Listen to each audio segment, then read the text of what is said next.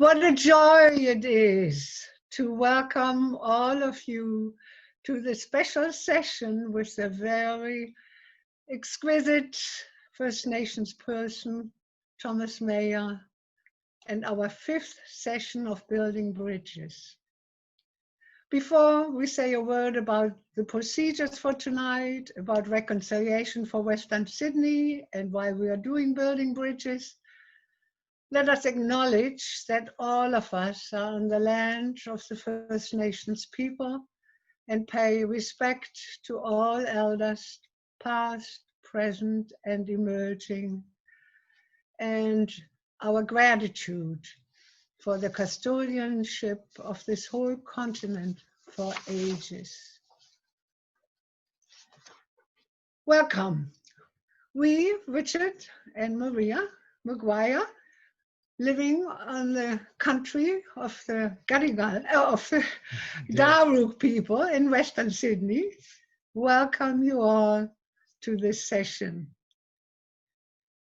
It's wonderful to have another possibility of building bridges in a virtual session. This is the first time. We have done these kind of sessions to inform and dialogue with Indigenous people since our beginning in '97 as a group, and organized Building Bridges sessions with different speakers on different topics, and this time particularly with focus naturally on voice, treaty and truth, the Uluru Statement. We meet on a regular basis once a month, and anyone is welcome at our meetings. Right now, of course, they are by Zoom on third Wednesday of the month in the evening, and hopefully next year again in person. The way we are using our time again is similar to before. After these introductions, we will have Tom talk for half an hour or more, and then we have chances of dialoguing with him through questions on the chat. Make sure you put in your insights on questions, particularly those that haven't been answered yet. And we're not quite sure if we can cover all the comments and read them all out because of the time limits. We have to close at 9 o'clock and want to mention at the end the next session that we have planned and encourage everybody to participate in the implementation of the Uluru Statement in whatever form they feel is appropriate to them. In terms of protocol, it might be nice if we honor the atmosphere of respect and openness in our session, particularly today, and come with an open mind and heart to be curious, to find out new elements of what we haven't heard yet, and particularly also after we have heard different perspectives already during the last sessions. And we request that maybe we can stay away from any derogatory comments and so on, and just pay attention to what actually is the purpose of the Uluru Statement that is meant for all of us.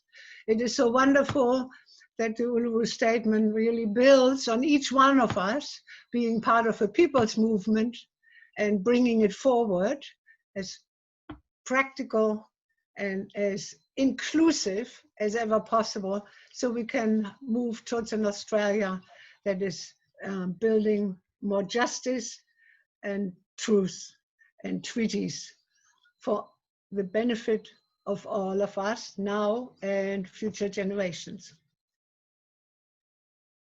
It's a gift. The Uluru Statement is a gift to be received. These days, Thomas Mayer probably hardly needs an introduction, because many of us will have heard of him and maybe met him in person or met him on Zoom in other sessions. It's wonderful to realize there are many events happening where we can hear Thomas explain and carry through his wonderful work of pronouncing the meaning of the Uluru Statement in all its form. You might be familiar with the book, not very visible here,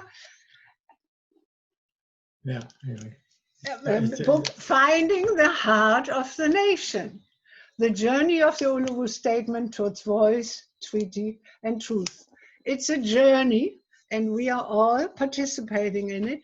And Thomas has, in particularly, taken the Uluru Statement with all the signatures and the beautiful artwork from Uluru to many, many Aboriginal communities, and has told their stories in interviews and whole contextual statements in this book. Very, very worthwhile reading, and also has created now a second book as a companion for kids with beautiful drawings and decorations. That's called Finding Our Heart. And we just learned that you will have a third book coming for older kids, for young people. So it can be carried out in many different forms. And we are very pleased about that. Thomas is the Denadth Kes man from Torres Strait Island and lives on Larrakia country in Darwin. He is a union official with the Maritime Union of Australia and a passionate and very wise, strong advocate for the Uluru Statement, and busy as anyone can be. Most of all, I felt Thomas is a very wise and also humble person, and warm. It is a great privilege to have experienced them through these meetings and before, to be a friend of reconciliation and of the whole struggle for voice, treaty, and truth. Thank you so much, Thomas, for being with us tonight and giving your time and wisdom to share. Thank you. Thank you, Maria. Thanks for the introduction. I appreciate your very kind words, and appreciate R4WS for your invitation to speak today. I've been really looking forward to this opportunity to speak to you all. I'll begin by paying my respects to the Larrakia people. And I'll begin by noting, asking you to note that in 1963, in the Yirrkala Bark petitions, the Yolngu people stated as part of that petition that the people of this area fear that their needs and interests will be completely ignored as they have been ignored in the past. And they fear that the fate which has overtaken the Larrakia tribe will overtake them. Well, I can let you know that the Yolngu people's fears, and certainly the white perpetrators' expectations, were that the Larrakia people would soon cease to exist. But it is not the case. And the Larrakia people are rising in Darwin here. They've got some great things going on, and I pay my respects to them and their elders past and present.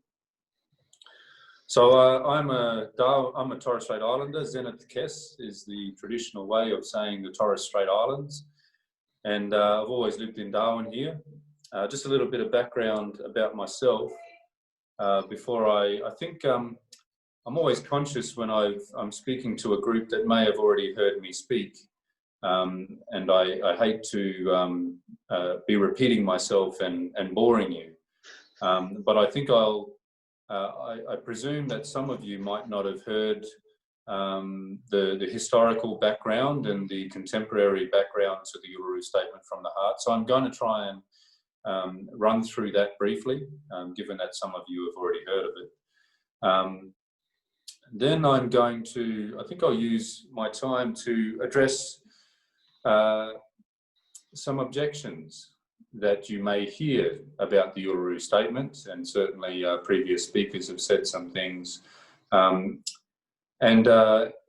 how those objections can be responded to, and what the issue is with them, and why they shouldn't stop us from pursuing the goals that the Uluru Statement from the Heart propose.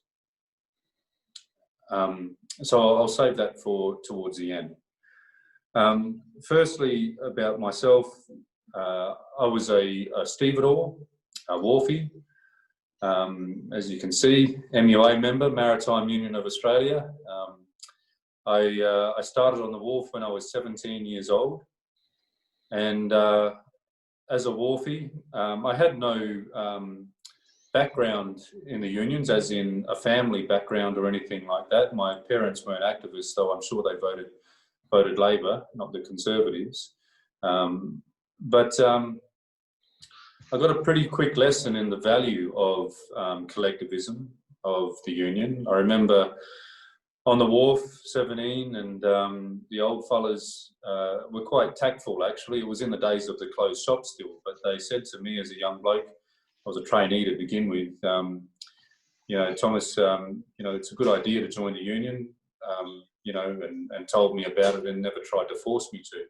But I learned pretty quickly the value of the union in that, you know, as soon as they encouraged me to check my pay, and as soon as something was wrong, those old fellas there and the delegates knew what to do and would help fix it up for me.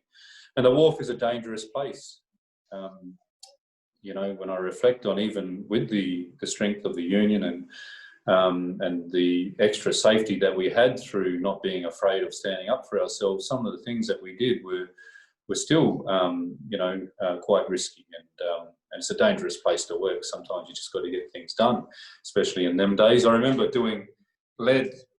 We loaded lead ships, lead and zinc, in Darwin here, and with no protective, you know, masks or anything like that. We were blowing out the hoppers, and we were covered in lead, you know, and digging it out from the corners and all that sort of stuff, just silver, you know, like grey with this stuff. Anyway, but I remember that when we stood up for our rights in regards to safety, you know, that collectivism, that unionism was vital to that. And I worked with people like Brian Manning. And if you haven't heard of Brian Manning, he was an old fella. He was 70-year-old when I was on the wharf. He was still working, and us young fellas would wonder, you know, what's he still working for? You know, we wanted a permanent job. Anyway, Brian was one of the fellas that ran around the bush in the territory with a portable aerial and a radio transmitter with radio equipment to receive the radio messages from the Fretland resistance in East Timor. And to Radio Mulgrave, it was to get the message out to the rest of the world. It was their only link with the rest of the world to tell us what was going on, the injustices with the Indonesian invasion there. And, you know, that was a people fighting for their sovereignty, the East Timorese people. And Brian was also one of those wharfies that when the Gurindji people walked off Wave Hill Station in 1966. When the Gurindji people walked off, the wharfies in Darwin didn't hesitate to support it. Brian was one of those guys that regularly travelled. It was a 9-hour drive in them days, I think. No, it's a 9-hour drive today. It was a 16-hour drive back in them days, something like that. And travelled back and forth regularly with the provisions that were chipped in for on the wharves to help keep the Gurindji strike going for the long 9-year struggle that they had, which is, as you'll remember, somewhat is celebrated as ending with the success of Prime Minister Gough Whitlam pouring a handful of sand into Vincent Lingiari's hand. I've written an essay recently I encourage you to read. It's called A Dream That Cannot Be Denied, if you want to note that. And it explores the courage of the Gurindji people in that walk-off and the involvement of people like Brian Manning, who I worked with. And it also explores what happened after the handful of sand. And that is, what happened after the handful of sand is one of the reasons why I so passionately support a constitutionally enshrined voice. Because while Vincent Lingiari and his people had a handful of sand, and in fact, the handful of sand represented a 3,000 square kilometre excisement of Lord Vestey's lease and handed over as a lease to the Gurindji people, while Gough tried to shepherd through native title land rights legislation. The people didn't have a voice. And we still see that today, even with native title and land rights in the Northern Territory. That while we may win some land back in some places, the way that we are able to live on our land our way is restricted by the laws and the policies that are made in Canberra. So it's one thing to win land back, or any number of things we can talk about. It's one thing to have a treaty even. But you must be able to influence the laws and policies that are made in Canberra. And I'll get to that a bit more deeper as we go on. But I worked with Brian Manning and wonderful characters like him, and I learnt the value of collectivism and unity. Now the thing about unity is, one of the things I learnt on the wharf, I was on the wharf in 1998 during the Patrick's dispute. And if you remember, Chris Corrigan, a very rich banker he was before he went into stevedoring, colluded with the John Howard government to destroy my union. And I remember as a young bloke, you know, still in my teens, wondering why the mainstream media and the government were constantly bashing us, saying that we were lazy, lying about these criminal underground activities that we were all supposedly involved in, just demonising us. And I found out why in 1998, because in the middle of the night, I was in Darwin, I was heading to the wharf early the next morning, and I learned that in the middle of the night, mercenaries, I say mercenaries because there was a scandal not long before it, because mercenaries were trained in Dubai to take our jobs. They were training up scabs, who's what we call people that try and break strikes and destroy workers' rights.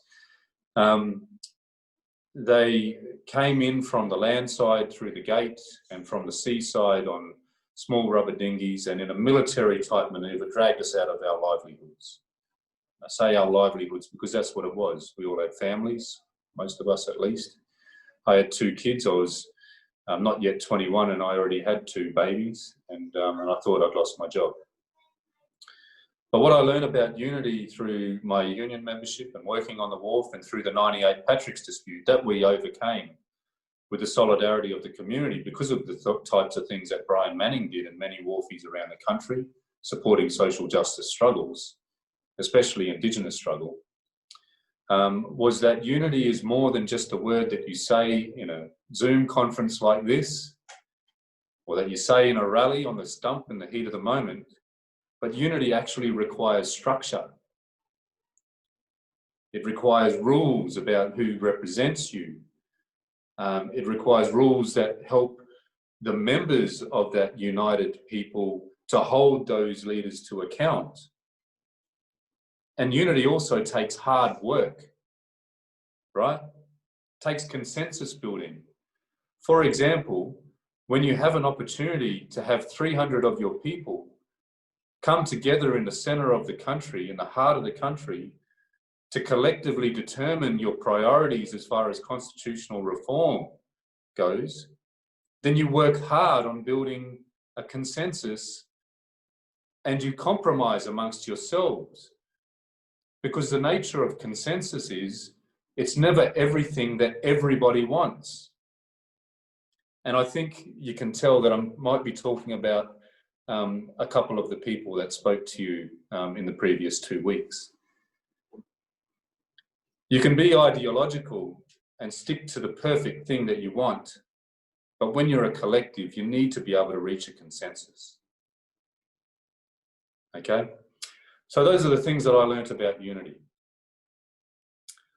I wasn't involved in the process that of developing the constitutional dialogues that happened leading up to Uluru. I was an activist on the street in Darwin. As a wharfie and a union official. I'd become a union official by then. In the tradition of my union, I organised reactions to such harmful decisions as, for example, Tony Abbott ripping hundreds of millions of dollars out of services to Indigenous communities. The reaction on the streets to the Don Dale disgraceful treatment of youth in detention. 100% Indigenous people in the Northern Territory most of the time are youth in detention here. And you know what else I learnt as an activist on the street, different from being an activist in the union? That our advocacy is terribly ineffective as Indigenous people today. And if we're leaders, those of us that say we are or are told that we have an obligation to our people to have a plan about how we learn the lessons from the past, how we learn why we're ineffective today, and go out there and pursue a plan. Work hard for it to build that unity to get there, because unity is the leverage that will get us there. And I'll go into detail on that. I love a rally. You know, I love organising an occupation and all those sorts of things. You know, you get the blood pumping and all that. And I'm sure many of you have been involved in rallies in your past, and you know, the type of action that you need to see that justice is served and that people aren't treated poorly, you know, in inhumane ways. And that's why we do it. We don't do it because it feels good. And in an honest assessment on how we were doing in those reactive protests, we weren't getting anywhere. We might successfully get a royal commission up, as we did for as a result of the Don Dale Four Corners expose. But what happens with royal commissions in this country, especially those about Indigenous incarceration and deaths in custody and youth in detention? The recommendations never see the light of day. They don't pass through the Parliament as an act that is enforced. It doesn't happen. And so that's ineffective. There's also the fact that these actions on the streets are reactive, that the bad decision is made to take hundreds of millions of dollars out of services, to make legislation that causes the mass incarceration. The decisions are made. The person has already died in custody again and again and again. The children have already been stolen. We get on the streets, and what else happens? Just like the Black Lives Matter movement in about March this year, a great opportunity, and we should be protesting, yes, and I was part of it. I helped organise the one in Darwin. But I predicted what would happen because it's what I saw previous to becoming involved in the Uluru Statement as an activist on the street. This great opportunity with Black Lives Matter to put a mirror up against Australia's face and say, hey, we have an issue here too. David Dungay Jr. was calling out that he could not breathe, and still he died in custody. And it was on video, just like George Floyd. And through this opportunity, we had around 1 million people on the streets around Australia for Black Lives Matter, about deaths in custody. The most we've probably ever had on the streets in Australia about these issues, right? 1 million people. Were any of the decision makers held to account? No. Tony Abbott, no, he got a promotion. Didn't he get a promotion in Britain or something? You know, he's still collecting his pension. Turnbull, you know, these politicians that made these awful decisions that decided, John Howard, the intervention, rolling the army into Australian communities, tiny Aboriginal communities, the army, to disempower the already disempowered and treat all of the men based on a fabricated report in the ABC that somehow all of us men, Indigenous men, were pedophiles, that this was an innate thing, that this was an Indigenous problem. Did we hold him to account, John Howard? No. And the other pattern that I predicted was that we had 1 million people on the street. And where's the people on the street today? We're still organising protests, but the numbers diminish. People go on to living their lives. The moment has passed. The Royal Commission is promised. The recommendations have been made. We move on to the next injustice. After injustice, after injustice, as Indigenous people. We move from one to the next, to the next. Peak moment, we go down to hardly anyone on the streets. Peak moment, hardly one. This is the cycle, right? This is the cycle. So if we were to honestly ask ourselves if our advocacy is effective today, it's not. And that goes for the way that we are meeting with the government. We don't have a national representative body purely on our political priorities as we determine. The last one was ATSIC, actually the Congress of First Peoples in the vacuum of ATSIC. And like the Australian Aboriginal Progressive Association in the 1920s, like the AAL in the 1930s, like FCATSI, like ATSIC, like Congress of First Peoples, all of our representative bodies have been destroyed by hostile governments. And we don't have one today. ATSIC was ended, hasn't been replaced. Congress of First Peoples was established, was defunded. And so the way that we meet with ministers and the Parliament today is behind closed doors. It's whoever the government chooses, or the Greens Party, perhaps. You know, Senator Lydia Thorpe is all of a sudden the voice. We didn't choose her, Indigenous people. She doesn't represent the Kurrareg people where I'm from. And I'm saying that because wouldn't it make sense that we establish a representative body again? Rather than have the Greens or Labor or the Liberals choose who's our representative, not just through members of Parliament, but if you look at the Closing the Gap refresh, there was an invite-only meeting in Canberra of Indigenous leaders to have a secret meeting about how we could move forward. And one of the results was that the target for ending incarceration disparity was something like 2093 or something, you know, like almost 100 years from now. Come on, we've got to aim higher than that. Surely we can do this. And so these are the things that I learnt on the street.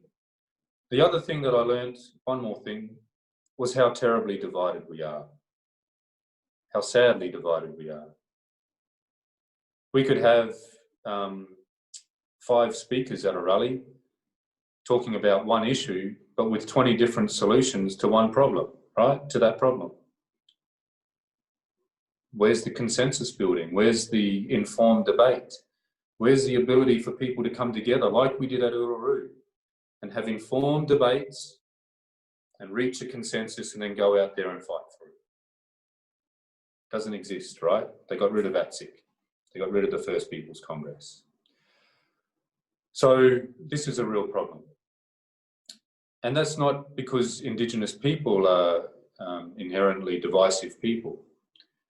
It's because of the tactics of anybody that has sought to exploit our land. Mining companies, governments, corporations, anyone with an interest in exploiting our land. They're experts at division. I'll just go to an example of that. John Howard was a master of divide and conquer.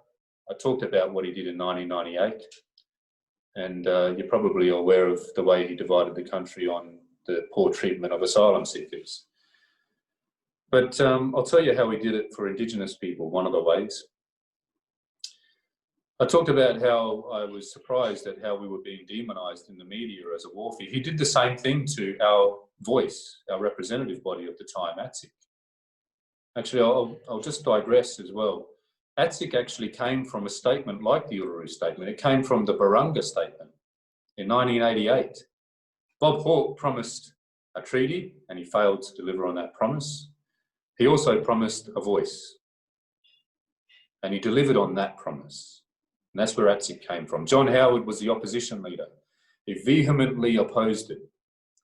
As soon as he won power, he used the same tactic that he tried to use against my union and failed. He demonised the leaders of ATSIC. There were problems with some of the leaders in ATSIC.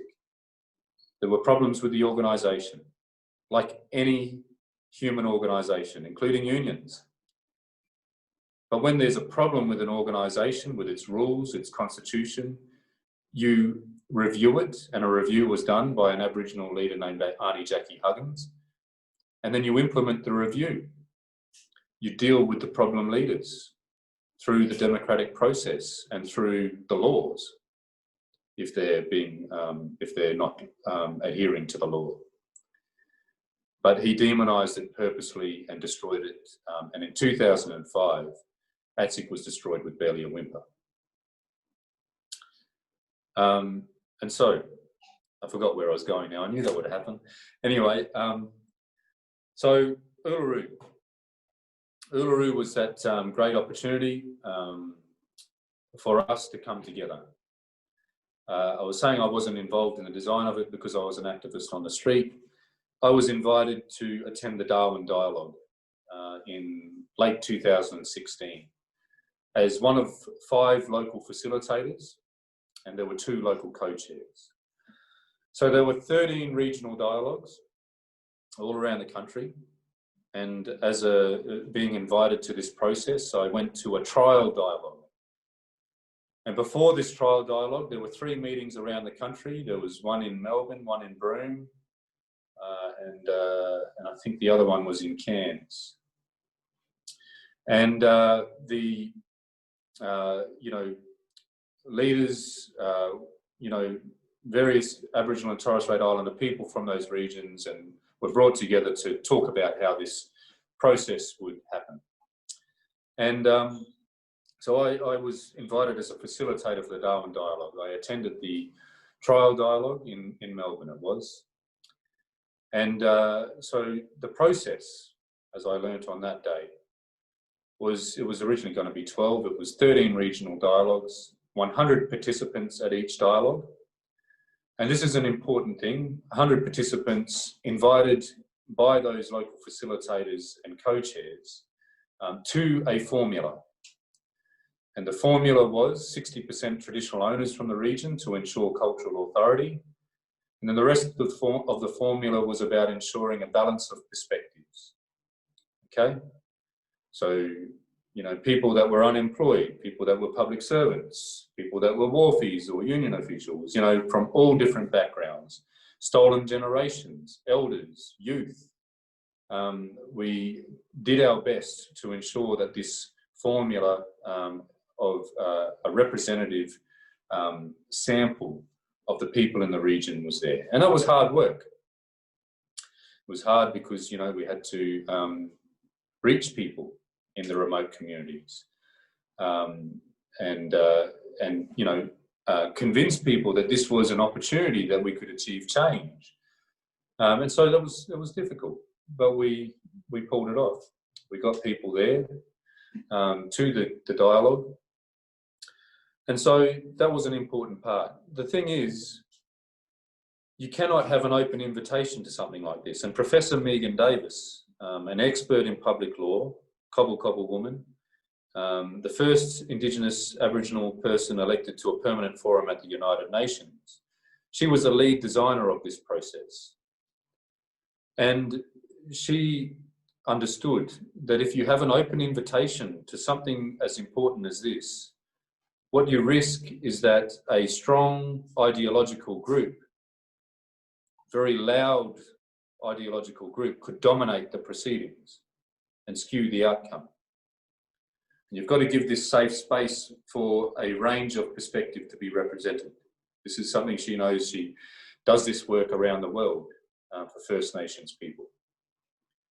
And so that was a very important part, and it goes to one of the criticisms that you might have heard in the last couple of weeks, that it was a rorted process, that it was invite only, and somehow this was a reason, this was a conspiracy.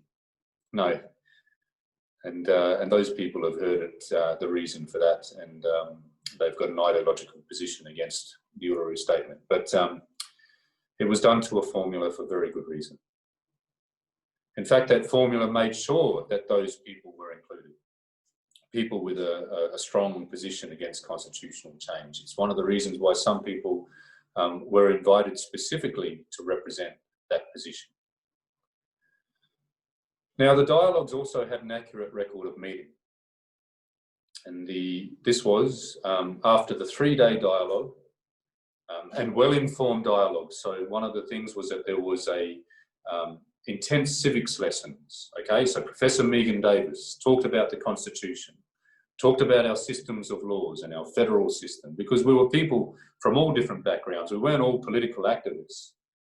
We weren't all, involved in things to do with the law and that, as I had been through the union movement. And so there was an intense civics lesson. In places like Ross River, the community where it was held outside of Alice Springs, in Darwin, in Cairns, there was, and in the Torres Strait, there was interpreters to make sure that, and in those places, the dialogues took a lot longer because there had to be interpretation. So the time was taken to explain things. There was also the information, and I'm saying all these things, and I'm sorry to take up a bit of time to go through it, but it goes to some of the objections that you might have heard. But there was also the papers provided weeks in advance with the information about previous processes and propositions and what happened with other recommendations and royal commissions and things like that, was in language as well. The documents can still be found on the Referendum Council webpage. So all of that was carefully done and thoughtfully done. Also, so at the end of these dialogues, the record of meeting was presented back to the 100 participants on the screen, and it was amended where it was called for and endorsed, or put back into context where it was said, oh, that's taken out of context, and then it was endorsed by the 100 participants. So there was, it made it an accurate record of meeting. Now I'll just go to just going to share my screen, and I'll just show you a table of, and I won't spend too much more time on this. But I'll go to this table here because I want to make sure there's time for Q&A.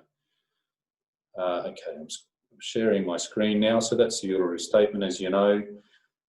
I'm tempted to run through all this, but just briefly, these are all the petitions and statements that culminate in the Uluru Statement, that are part of the history of the Uluru Statement. And in various ways, they all call for voice, treaty, truth. They all call for political representation, and truth-telling and self-determination. But this is the one that I want to talk about.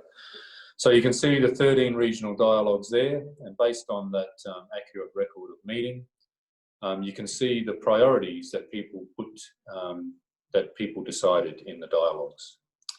These were the 5 workshops that were held in the dialogues. They're based on some of the past, the things that have been proposed in the past by First Nations people and expert panels, such as the one co-chaired by Professor Pat Dodson and Nova Peris, but also people like Professor Megan Davis and Auntie Pat Anderson fought for agreement making to be included in there. Agreement making was something that the government didn't want us to consult, the Referendum Council to consult with our people about. But the argument was that our people want treaty, and we want to be able to have that question, have that option there as one of them. So that's why it's there. it's labelled as agreement making, not treaty, because there are various types of agreement making that First Nations people do. Treaty is a very specific type of agreement, but agreement making includes treaty. You can see that the most supported reform was a voice to Parliament. And the next most supported was agreement making or treaty making. The least supported was a statement of acknowledgement, or in other words, symbolic constitutional recognition. In 1999, in the referendum that included, that had the question about a republic, but also a question about a preambular recognition of Indigenous people in the Constitution, both of those questions were rejected. The reason why the recognition question lost was because Aboriginal people didn't support it, and Torres Strait Islanders. And in the Kirribilli Statement in 2015, without going into detail about it, but it was basically the culmination of activism to see that the process to Uluru happened. One of the things that was said in the Kirribilli Statement was that we do not support a symbolic form of constitutional recognition. We want a substantive form of recognition that gives us power. So if you think of recognition on a scale from weak to strong, a statement of acknowledgement is weak, and a voice to Parliament is a strong form of recognition. So that was the least supported, symbolic. I think some of the reasons why people like Linda June and Lydia remain against constitutional recognition is because them and some of us actually put a lot into fighting against symbolic constitutional recognition. The Recognise campaign. The Recognise campaign did some great work informing Australians of the lack of constitutional recognition and that it was something important that we should do. And in fact, that call for constitutional recognition goes as far back as William Cooper in the 1930s. Our elders have wanted this. But there was a movement against Recognise because, one, there wasn't that process that happened to Uluru. There wasn't a Indigenous-led and run process of us answering the question on how we wanted to be recognised. And secondly, as the Kirribilli Statement says, we wanted power. We didn't want symbolism. And so I think they're stuck, and it's hard for them to transfer from opposing this symbolic constitutional recognition and supporting a strong form of recognition. And I guess it suits their political ideals and position, which is not to be included in the Constitution at all for some of them. Although some swear an oath to the Crown, as Lydia has done, soon after opposing it on that basis. The other two things that you see there, head of power and prohibition on racial discrimination, just briefly on those. Head of power was the option to remove the race power in the Constitution.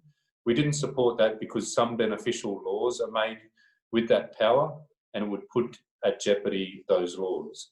The prohibition on racial discrimination is to amend that race power, or to tinker with it, to make it for, instead of a race power and an Indigenous, a power to make special laws for Indigenous people, and also to make that law, that power, to make beneficial laws for Indigenous people. This also wasn't supported as strongly as the others, partly because it was a lawyer's breakfast to decide how to make that a beneficial power, the amendment. Secondly, there is no guarantee that something would be beneficial or discriminatory. It would need to run through the High Court. It would take time and it would take money. It would be reactive, just like the protests on the streets, and you would still be uncertain of the outcome. Take the intervention, for example. The intervention, the government might have argued to the High Court that the intervention was for the benefit of the women and children in those communities. Now, we know that that wasn't true, but the High Court may interpret it their way, and all would be lost. People leant more towards a political power, a strong voice to influence the decisions that are made about us before they're made, and also to campaign where our voice is ignored in a more effective way than we do right now. So I was one of the delegates elected to go to Uluru. There was no conspiracy in that either. The honest truth is I had to pull out of being a facilitator, though I continued to help them with the invites, just volunteering my time. I've never been paid a cent by the Referendum Council, ever. Now, our Union National Council was to fall on the same dates, but that changed and I was able to attend as a participant and I was elected as a delegate to Uluru. Uncle Jack R. Kidd, if you've heard of him, he passed away recently, a legendary leader in the Northern Territory on Indigenous rights. He was the one that nominated me and spoke for me. And so that's us at Uluru, soon after the wonderful endorsement of the Uluru Statement from the heart. It was Professor Megan Davis that read it for the very first time. And unanimously, all that were in the room, Lydia and Linda June Coe had walked out with 5 other delegates and a handful of their supporters that had rocked up there. They'd walked out on the second day, which was their right. And I'll just say about that, I don't hold a grudge against them. It's a different political viewpoint and position and perhaps different things that drive them. And they're entitled to their view. And it's normal as well. There is a frustrating thing where people expect that First Nations people need to have 100% agreement on something to move forward on something as important as the Uluru Statement and a constitutionally enshrined voice. To think that is to dehumanise Indigenous people, just like you. In a gathering of, I don't know how many are on here now, in a gathering of 40 people who have different views. Certainly in union meetings that have been conferences with 300 people, factions form, we have our debates, people try and leverage their position, perhaps by walking out and going into a media scrum and falsely claiming that you weren't heard inside. But these things are normal. What matters is that a great majority, around 250 there out of 270 Indigenous people that were in the room, remained and endorsed the Uluru Statement. Okay, I'll probably talk too long. I'll end this. And I'll just summarise, guys. I'm sorry if I've put you to sleep and carried on a bit long. But I think these things are important, and I'm sure there's more that I can address. We are calling for a constitutionally enshrined voice because we want to influence the decisions that are made about us before they're made, but also learning the history from the history of our struggle, that every time we've established a strong representative voice with that sort of structure that makes coherent advocacy, where we can hold leaders to account when they're not chosen by others like the media and the government, those types of voices are always destroyed by a hostile government, always destroyed by a hostile government. The Constitution, different from an Act of Parliament like ATSIC was and previous iterations of voice, different from a corporation that needs funds and has to take the begging bowl every now and again to the government or to corporations. Constitutionally enshrined voice is an act of the Australian people through a referendum. And the Constitution is a very powerful thing. It's the highest law book in this country. Remember Section 44? Remember Section 44 and what that done to politicians? Section 44 was when politicians had, and sometimes unbeknownst to them, a citizenship of a different country, and they lost their jobs. There's a thing such as parliamentary supremacy, but when the Constitution is breached, the Constitution overrules. And so by enshrining a First Nations voice, simply a representative body, in the Constitution, we put it out of the reach of a hostile government. Also through that mandate of the Australian people through a referendum, and it's a very difficult thing to achieve. Don't think I'm naive and think that's going to be easy. 8 out of 44 have been successful, very few. But like I said, we must have the courage to pursue that. Otherwise, we're just setting ourselves up to fail. And without a representative body, we're not getting anywhere, right? Status quo is not good enough. But through a referendum, a double majority saying yes, that high bar, it is also a very firm message to any parliament now and well into the future, that this voice must be heard, okay, and not be messed with. A very, very strong mandate that would be. Now, I see Georgina talking about sovereignty here, so I'll just touch on that. It's one of the things that Linda June has said, maybe not in that webinar the other day, but certainly on Facebook spreading misinformation, that somehow the Uluru Statement, or a voice in our constitution, or Lydia Thorpe says this by saying, be careful, we need to be cautious about being included in the constitution. I'll respond to that. Our sovereignty is so much stronger than any white fella document. The Uluru Statement says that this sovereignty is a spiritual notion. It's the ancestral tie between the land, or Mother Nature, and the Aboriginal and Torres Strait Islander peoples who were born therefrom, remain attached thereto, and must one day return thither to be united with our ancestors. This link is the basis of the ownership of the soil, or better, of sovereignty. It has never been ceded or extinguished, and it coexists with the sovereignty of the Crown. Now, let's extrapolate that.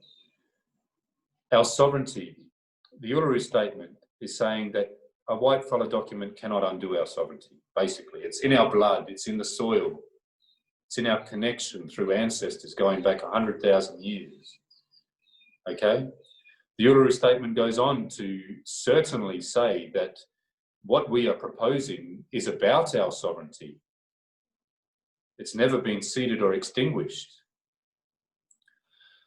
Secondly, or lastly, where it says that it coexists with the Crown, all it's doing is stating an obvious fact. And I see some of the people in those circles that have spoken to you before on social media say, oh, the Uluru Statement says that it's coexists with the Crown. This is wrong, you know. Well, sovereignty, the meaning of sovereignty, it's not an Aboriginal word, it's an English word. It means power and authority.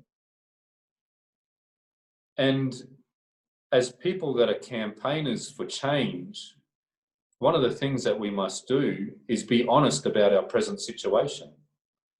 And 97% of the people that are part of the Crown, you know, so to speak, the Army, the Navy, the police force, you know, all of this power and authority exists in this country. It's what incarcerates us. It's what causes us to get a driver's license and to pay tax.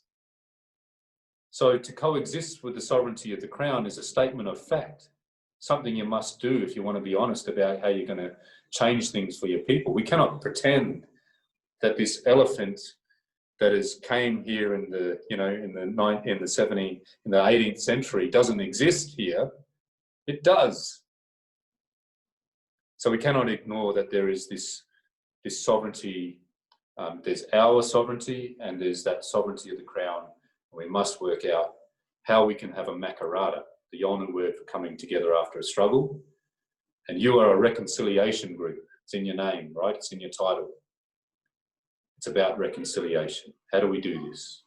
And we're saying reconciliation, we're asking you to walk with us to do the priority, which is to enshrine a voice in the Constitution. Okay, so I'll leave it there. I'm sure there's some questions that I can cover stuff that I have wanted to talk about as well.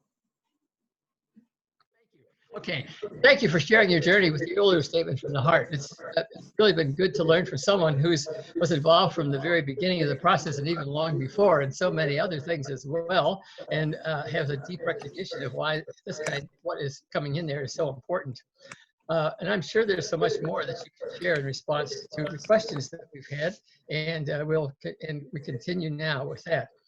So I'll begin with what's come so far and include later ones as they come. And I'd like to encourage you to feel free to enter things into the chat, which I'll pick up and share with Thomas. I might need to combine similar ones, but there aren't any of that so far. So if you feel I've left out something that was important and something you've said, please bring it in. Okay, so the first question I got a hold of, I have one of my own, but I'll leave that to last. Could you please explain what happened to the group who was elected by the people president in May 2017 to move forward with the statement from the heart? Yeah, so they went back to their lives, a lot of them.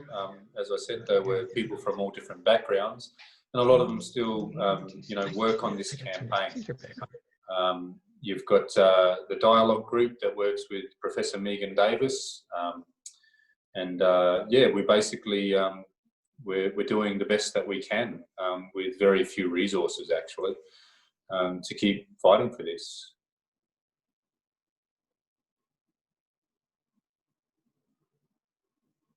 I hope that answers the question. I see a question here. What are the next few vital steps? Richard, you're right, mate. Do you want me to just answer the questions in the chat? I see a question here from Georgina, or a statement about Dinya Gayula, Mark Gayula here in the Northern Territory, where he says sovereignty is about control. It's exactly what I said, actually. Sovereignty is about power and authority. It's about control. And it's what the Uluru Statement is seeking to establish through a First Nations voice.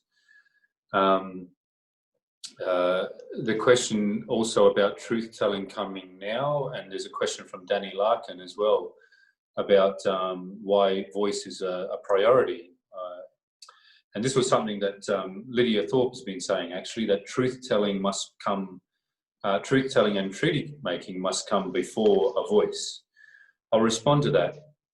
Firstly, on truth-telling, saying that truth-telling must come before establishing the political power of a voice or recognition is like saying, how long is a piece of string, right? How long will we need to do truth-telling before we can actually establish a First Nations voice, a representative body? Truth-telling has been going on for a very long time. It's in history books going way back. There's truth-telling in documentaries, in movies, more and more nowadays. Royal Commission reports, if you want truth-telling, go to Royal Commission reports. They're full of truth-telling, like actual factual truth-telling, chock-a-block full of truth-telling, right? We have Reconciliation Week every week. We have NAIDOC Week every week. Reconciliation Weeks have been going on for, what, 20 years now? The March Over the Bridge that, you know, I'm sure you guys were involved in. All of these things are truth-telling. How many more times do we need to tell the truth? I'll just, one of the best responses to this is that politicians, those that make the harmful decisions in Parliament, definitely already know the truth. We don't need to tell them any more truth-telling, right? They know the truth. For the last 12 years, a Prime Minister has has lamented their failures to close the gap in the annual Prime Minister's speech. So Parliaments consistently hear truth-telling. But what's missing from the truth is political power. Okay, so where I'm going to here is that the voice is actually the priority, not truth-telling, because you need the power to use the truth as leverage to get outcomes, okay? The recommendations that fall out of all the truth-telling recommended in Royal Commission reports.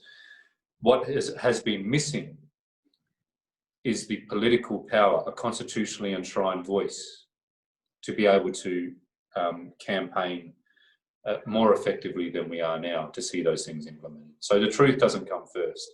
It's a bit of a ridiculous notion, actually, to be straight. And truth-telling will be something that will continue well beyond the voice. And the voice will use the truth, as I said. Secondly, on the treaty making, this suggestion that treaty comes first and that treaty is somehow going to achieve all the things that we want, I get very frustrated at this. As a person that has negotiated many agreements on behalf of collectives of workers, I understand negotiations and I understand power. And the reason why treaty does not need to come first, and I'm not saying that it can't come first, I'm saying the reason why it doesn't need to come before a national political power is that, firstly, I don't go into a workplace and say to unorganised workers, all you need is an agreement, and that's going to solve all your problems. I talk about their representative structure first, who the delegates are, and where our points of leverage will be building power. And so a treaty is just an agreement, really, and you need to consider that. In the absence of a representative body, treaty making will be weak, especially in a federal system. So this is the other point. The treaties are already happening today. So, you know, treaty now, well, happy days, treaties are starting to happen. Victoria for over 4 years now. Queensland, the Northern Territory has a treaty commissioner. WA, anywhere there's a Labor government, actually, they're starting to announce they'll enter treaty processes. But we're in a federal system, and federal laws override state laws, okay? State laws must be consistent with federal law. And so another union analogy, we don't negotiate an agreement with the supervisor in a workplace, but not the boss. And the state is like the supervisor, you know, the weak manager, not the manager that has the power to make all the decisions and adhere to all the agreements, right? So the state is like the weaker party in our federal system. And so the log of claims from First Nations will be limited as well, because states can only agree to so much given federal powers and federal control of the majority of the purse. And so that's an important thing to consider about treaty. The Treaty Commissioner in the Northern Territory, Professor Mick Dodson, he has written that he believes that treaties will take between 30 and 50 years. We don't have 30 or 50 years to wait before we influence the justice system that's incarcerating our people and our youth. We don't have 30 years to build more political pressure around health and housing. We've got to do that now, right? We don't have 30 years to wait for a treaty. Lydia Thorpe herself, in her talk to you guys, said she thinks it'll take 20 years.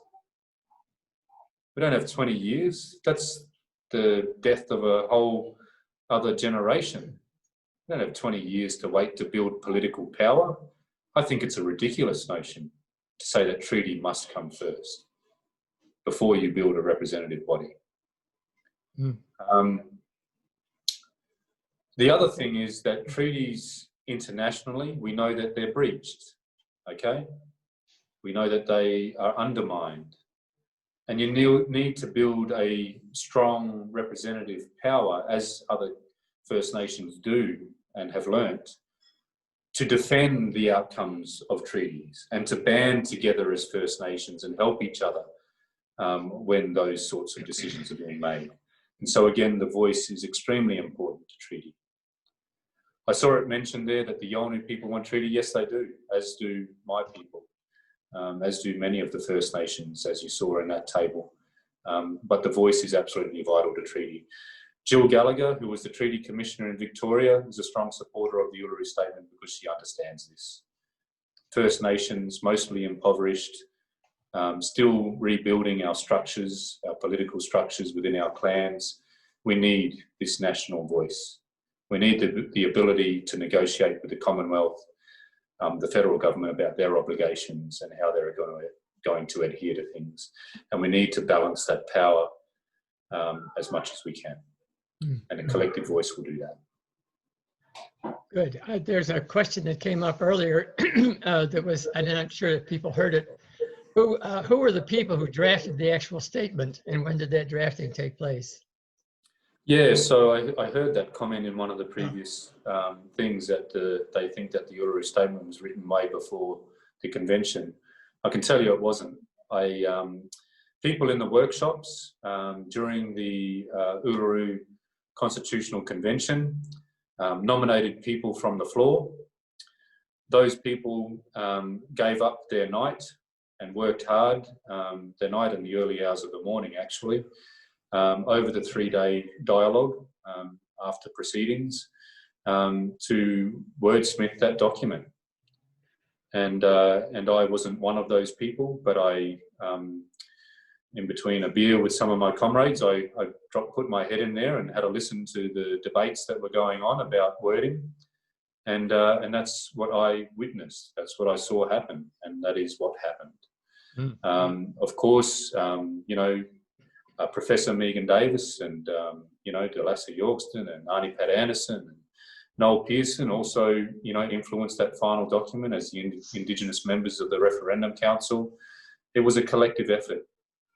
And what matters about the drafting of that, really, is that 250 Indigenous people from all points of the southern sky, so from all parts of the continent and adjacent islands, on that final morning, endorsed it with standing acclamation and tears of joy and hope after one reading.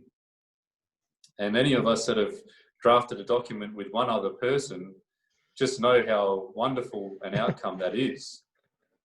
And I've got to respond to something that I know one of the previous speakers said, that these people that were at this convention were handpicked, that, you know, were, it was really disrespectful, actually. It was basically said that they had the wool pulled over their eyes and they just compliantly agreed with anything put in front of them.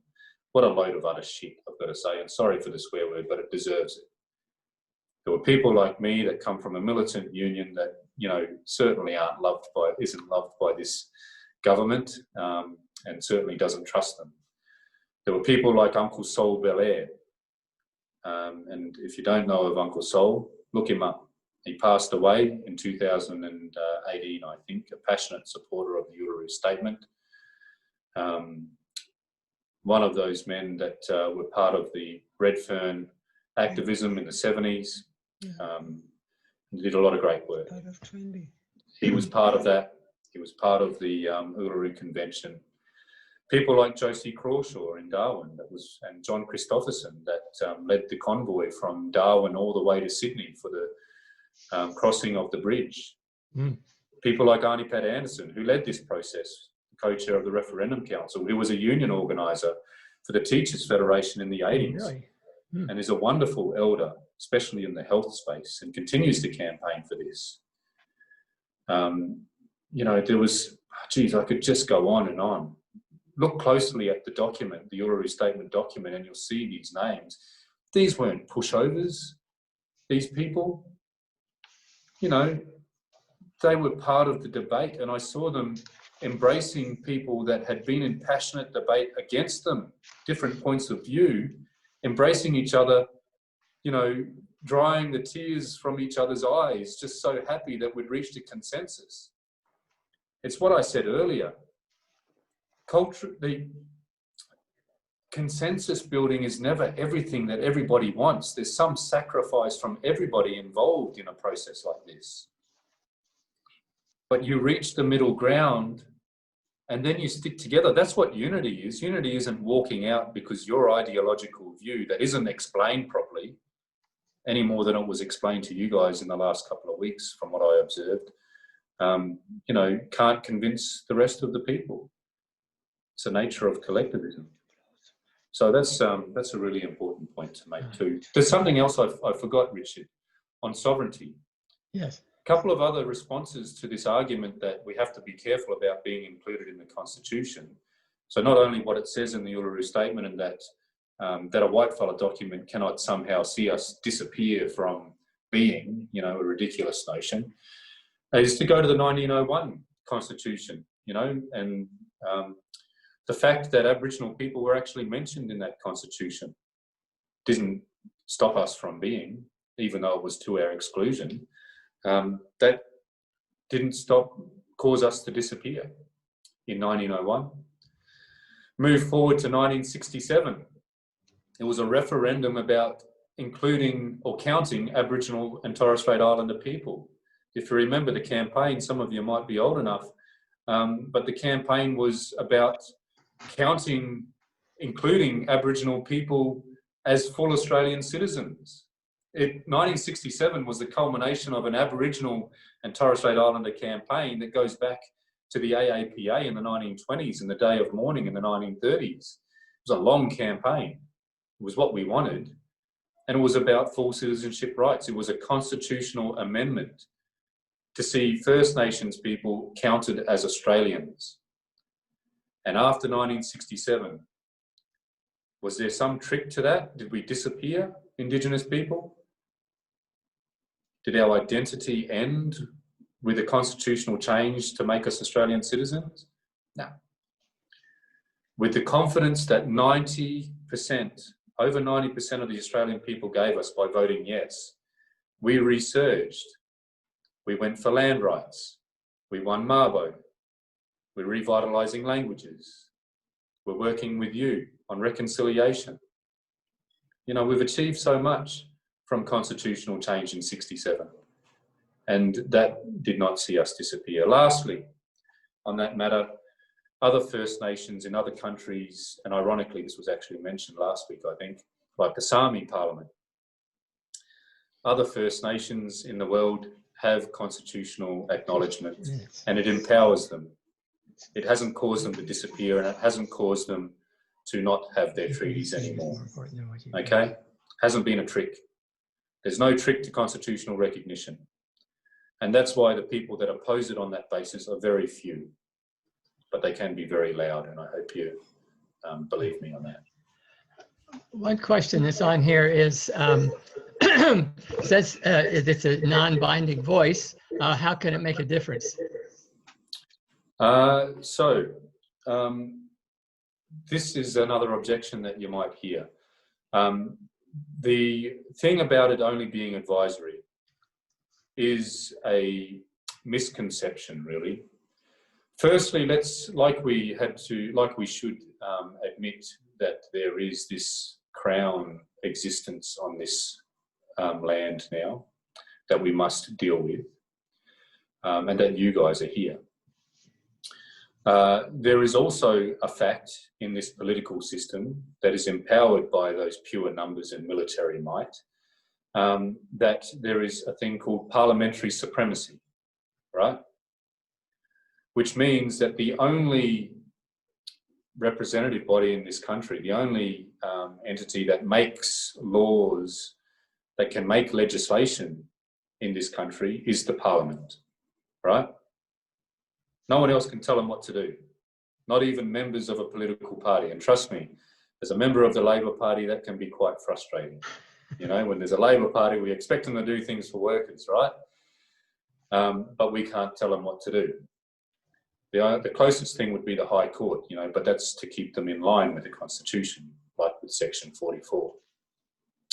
And so, because there's parliamentary supremacy, when it is said that the voice will only be advisory, it's important to note that we're talking about advisory to the Parliament, okay? I hope this is clear, because we know that certainly in our generation and in the next generation, the Australian people are never going to pass a referendum that will create more than advisory to Parliament, which would be a third chamber to Parliament, for example, right? Australians just aren't prepared to say yes to that. We know that. And we know that partly because saying that it's more than advisory to Parliament or a third chamber is what has been used to scaremonger about this. What did Barnaby Joyce say 48 hours after the Uluru Statement was endorsed and released to the public? He said this will be a third chamber to Parliament. What did Malcolm Turnbull say when he dismissed the Uluru Statement in October 2017? He said it would be a third chamber to Parliament.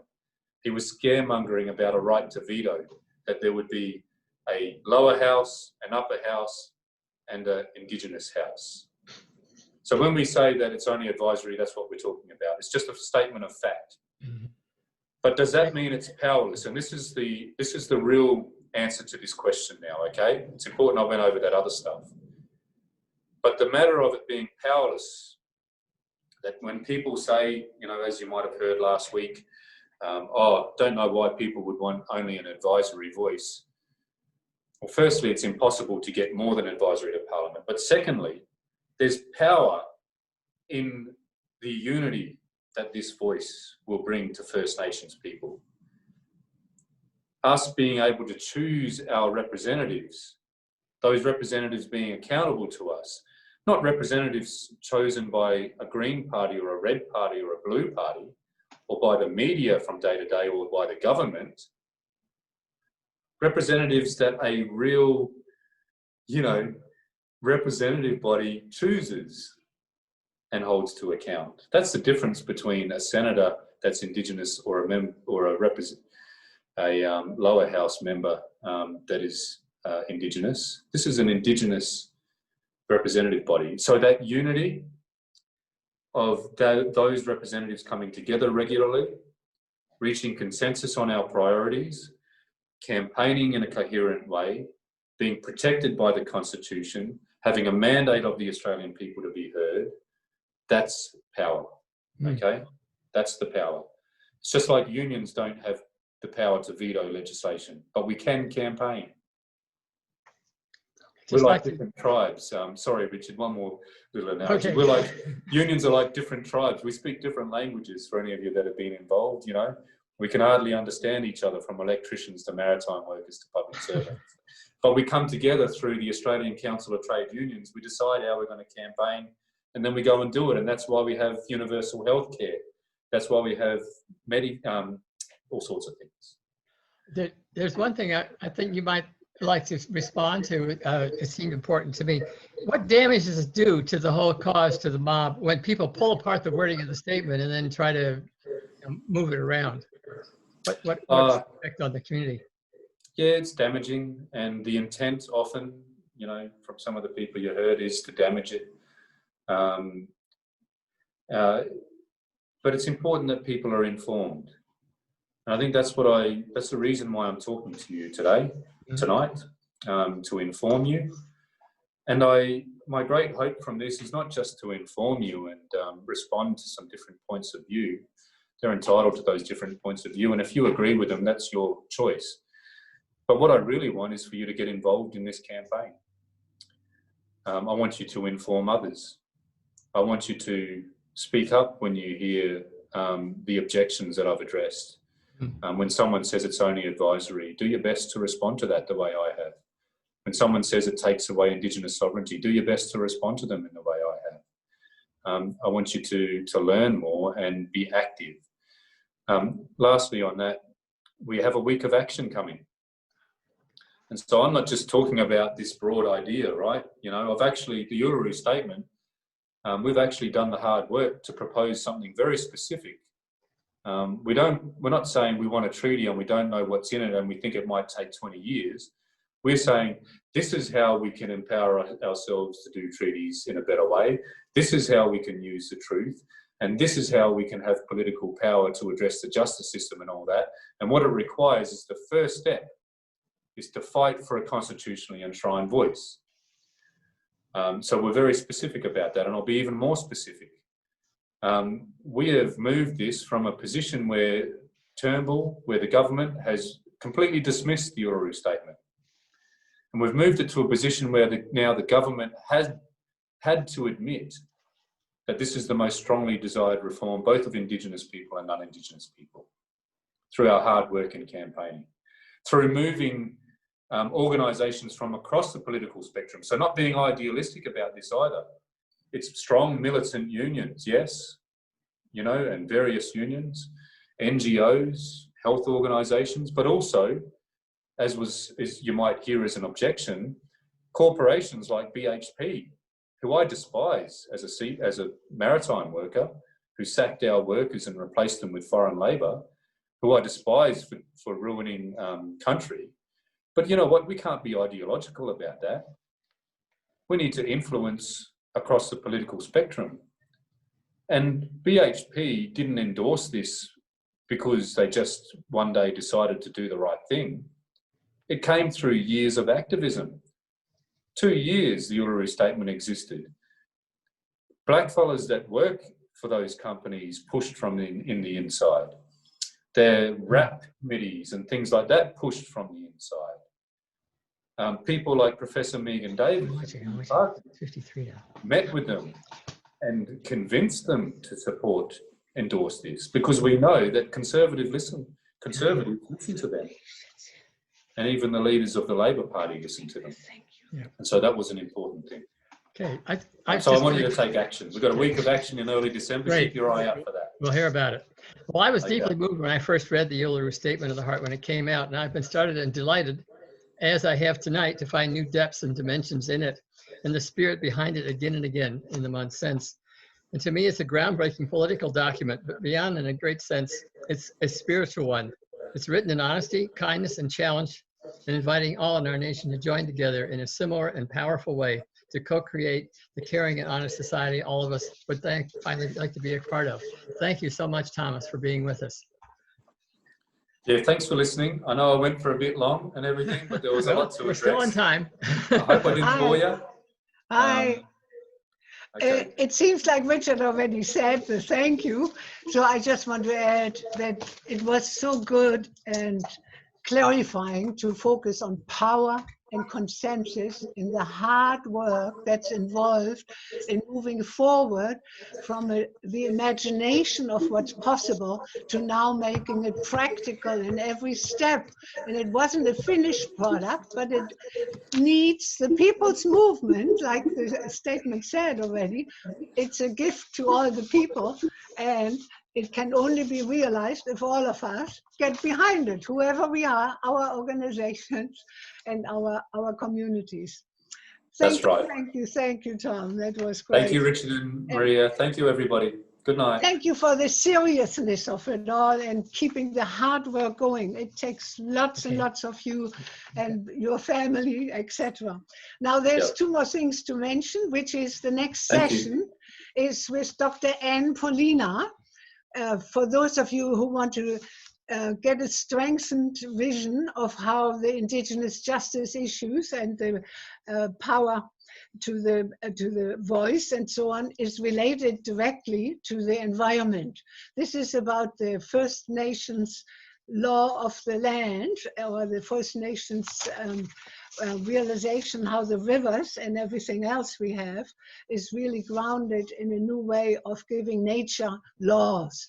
And Dr. Anne Paulina is the custodian of the Fitzroy River, and it will be wonderful and has some video, etc., that she will be showing us next time.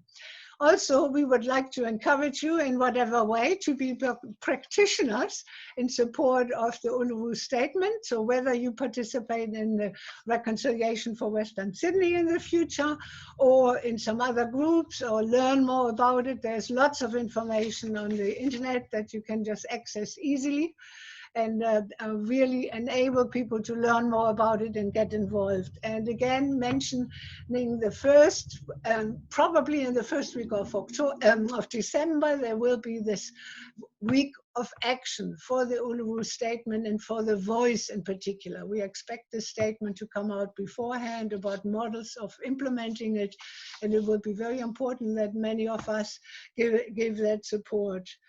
I think that's it. So if you want a recording, it's available again short time after this session. And thank you to Sabine and Hans, who are working on that very much. And also the other sessions are, the recordings are all available. And please let others know if they are interested to use those recordings. And of course, that's my last point. Good. Of course, thank you to all of you who came, most of us, Tom, of course, but all of you who came and participated and showed your interest and support for the Uluru Statement. Thank you so much, and see you again. Bye-bye.